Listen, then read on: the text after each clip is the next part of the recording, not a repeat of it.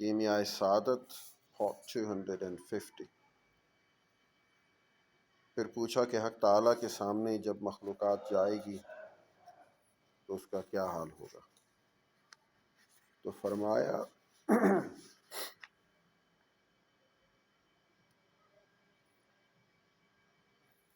ان کی آدمی اس شخص کے مانند ہوگا جو سفر سے پھر آیا ہو تاکہ اپنے عزیزوں سے ملے، اور بدکار کی مثل اس بھگوڑے غلام کی مانند ہے جس کو زبردستی مالک کے پاس پکڑ کر لے جائیں۔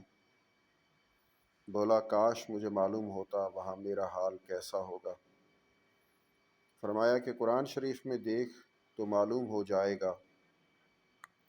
حق تعالیٰ نے ارشاد فرمایا اعوذ باللہ من الشیطان الرجیم بسم اللہ الرحمن الرحیم ان الابرار لفی نعیم وان الفجار لفی جحیم۔ سورہ انکطار پارہ 30 آیت نمبر 13۔ ترجمہ: بے شک نیک لوگ نعمت میں ہوں گے اور بدکار لوگ بھڑکتی ہوئی آگ میں۔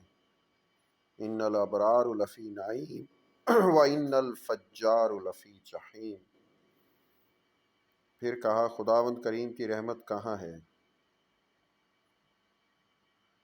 اعوذ باللہ من الشیطان الرجیم بسم اللہ الرحمن الرحیم۔ اللہ تعالیٰ نے قرآن مجید میں ارشاد فرمایا اعوذ باللہ من الشیطان الرجیم بسم اللہ الرحمن الرحیم قریب من المحسنین۔ سورۃ الاعراف پارہ 8 آیت نمبر 56۔ ترجمہ: یعنی نیک کام کرنے والوں کے قریب ہے۔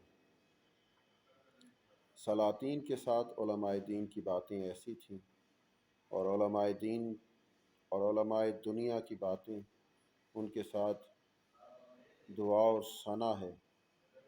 یہ ایسی باتیں ہیں، اور علماء دنیا کی باتیں ان کے ساتھ دعا اور ثنا ہے۔ یہ ایسی باتیں ڈھونڈا کرتے ہیں جن کے کہنے سے بادشاہ خوش ہو جائے، اور ایسا حیلہ شرع ڈھونڈتے ہیں بادشاہوں کی مراد بھر آئے۔ اگر نصیحت کرتے تو یہ مطلب ہوتا کہ اپنے خود عزت حاصل ہو۔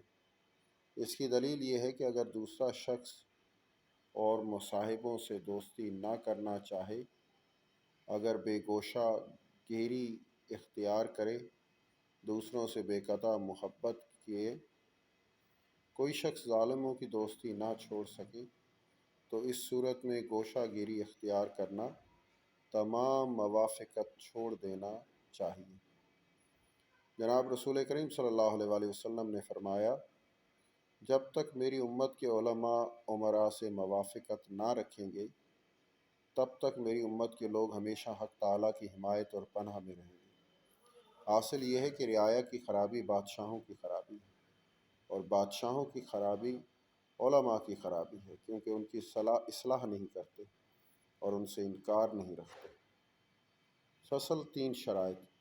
اگر کوئی بادشاہ کسی عالم کے پاس خیرات بانٹنے کے لیے مال بھیجے تو اس صورت میں اگر وہ جانتا ہے کہ مال کا کوئی مالک معین ہے تو اسے ہرگز بانٹنا نہ چاہیے، بلکہ کہہ دینا چاہیے کہ اس مالک کے حوالے کر۔ اگر مالک کو ظاہر نہ ہو تو علماء کے ایک گروہ نے ایسا مال لینے اور بانٹنے کو منع کیا ہے۔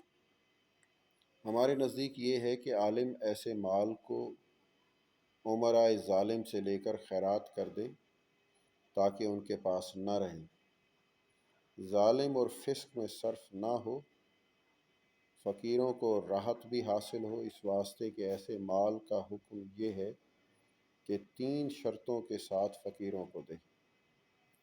پہلی شرط یہ ہے کہ اس کو لینے سے بادشاہ اعتقاد نہ کریں کہ مال حلال ہے، اس واسطے کہ اگر نہ ہوتا تو عالم نہ لیتا۔ اس صورت میں حرام کا مال پیدا کرنے میں نڈر ہو جائے گا۔ خیرات بانٹنے کی بھلائی اس امر سے برائی میں زیادہ ہے۔ دوسری شرط یہ ہے کہ عالم ایسا نہ ہو اور لوگ اسے لینے میں تو اس کی اقتدا کریں اور بانٹ دینے سے غافل رہیں، جیسا کہ